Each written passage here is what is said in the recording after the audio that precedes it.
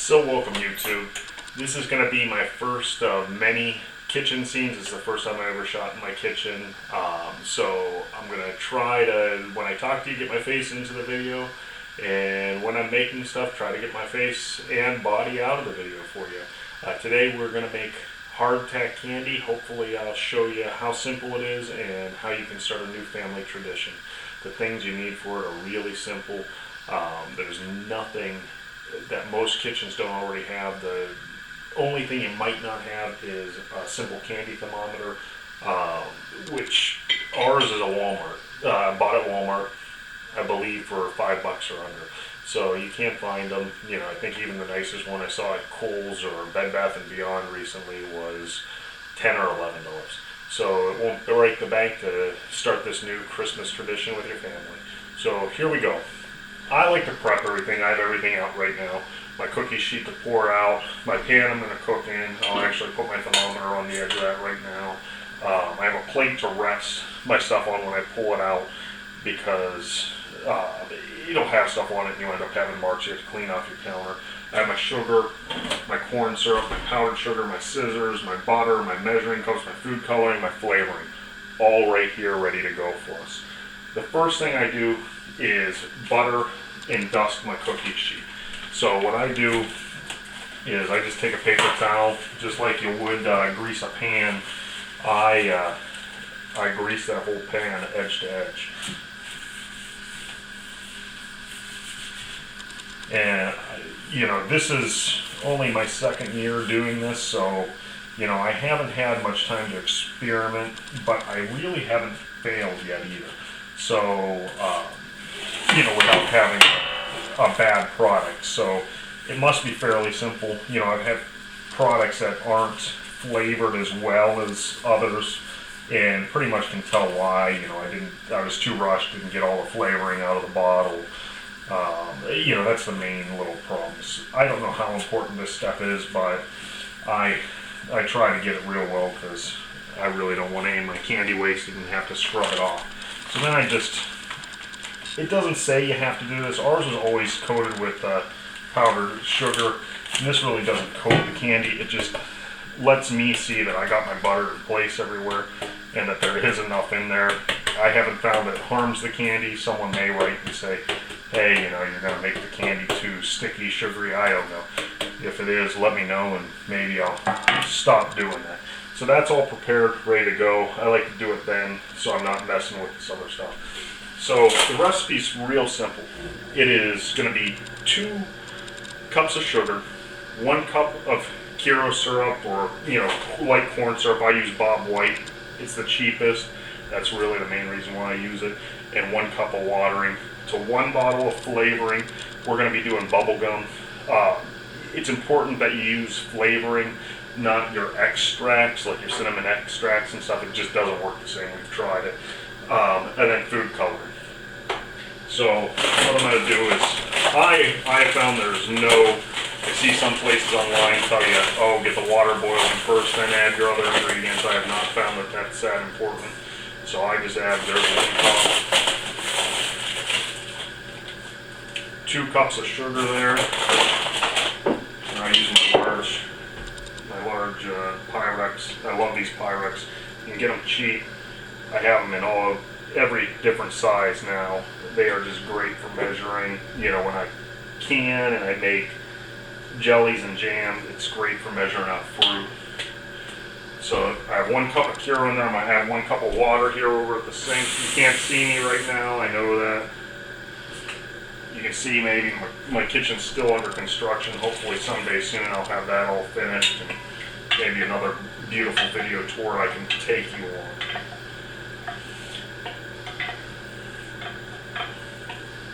Now that that's all in, what I'm going to do is I'm going to light this stove up. Our igniter's done, so got to use a lighter.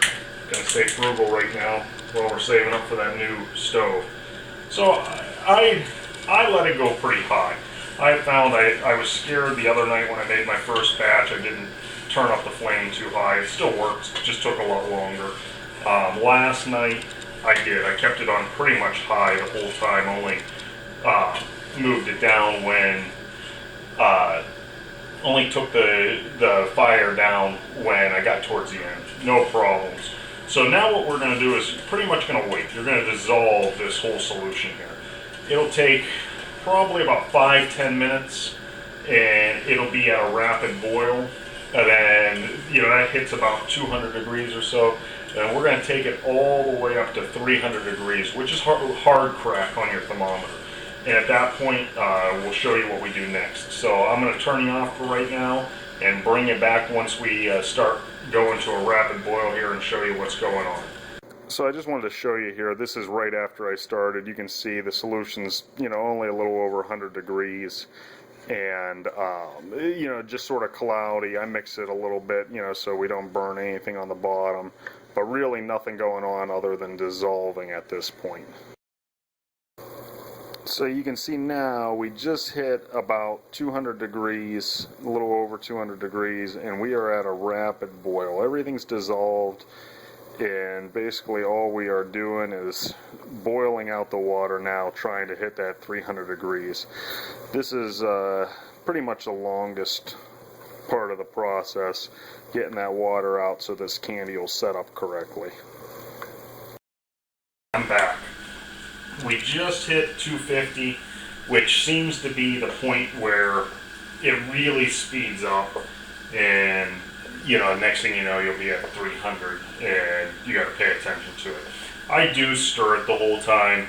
I don't know if there's any out there who've made it before and may write to me and say, hey Dennis, you know what, you pay way too much attention to it, and it'll be fine by itself. Don't stir it too much. I haven't had a problem. I understand it probably does slow it down a lot. Hey, a couple things I thought of while I have the camera off. These little bottles of flavoring. I didn't mention where you can get them at. You can get them at pharmacies carry them. They actually carry them right in the pharmacy area. And where we buy a lot of them is Walmart. Walmart has them right in their craft section. It generally has a little box on the end of an aisle that has a whole bunch of flavors. Pretty good selection, cheap. It's $2-3 for two of them.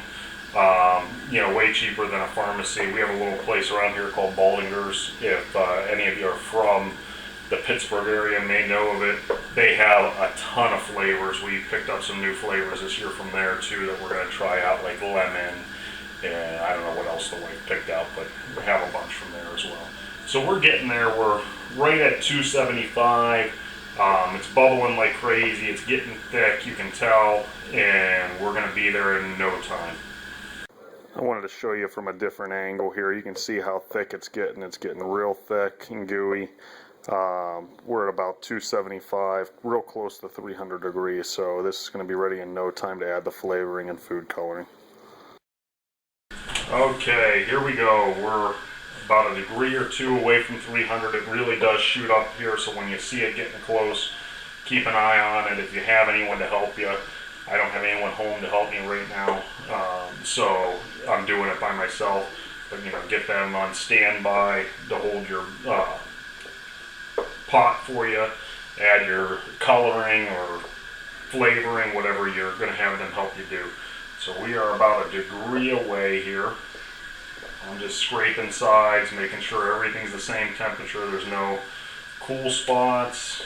And we're about to hit that 300 degrees or hardtack level. I believe hardtack's actually a degree or two above 300. I've never had a problem. I'm generally wander. So I'm there. I'm shutting it off. I'm going to slide it off the heat here. I'm going to try to be a little bit more calm than I am on a regular day. Wiping out my thermometer, going to throw it on there. Have my flavoring here. I'm going to dump that in. I'm going to make sure I get all of it out, and then I'm going to add my coloring. This batch we're going to make the bubblegum green for some reason. That's what my wife told me to do. 3, 4, 5, 6, 7, 8, 9, 10. And just a hair of red to make that, I guess if I'm doing it green, I must be doing it orange. Sorry, I misspoke there. Or she's going to get the wrong color, I guess. Then I just stir this up real good. And it looks like it's going to turn out orange. It actually sort of smells orange. I guess bubblegum in a weird way smells orange. It looks orange. I wish you could see it right now. I can't pull out my other camera for you to see it. If you can see it, great. If not, you're going to have to take my word for it. So now what I'm going to do is I'm going to pick this up before it gets too cool in the pot here. Just pour it right out onto my cookie sheet. Try to not get this towel I'm using to keep the heat away from my hands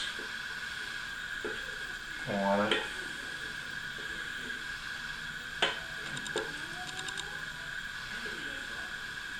I scrape it pretty well, you know. Of course, I want to try not to be wasteful and get as much as I can out of this. It's very, you know, it's important to me that we don't waste. You know, unfortunately, in these projects, you always waste. You know,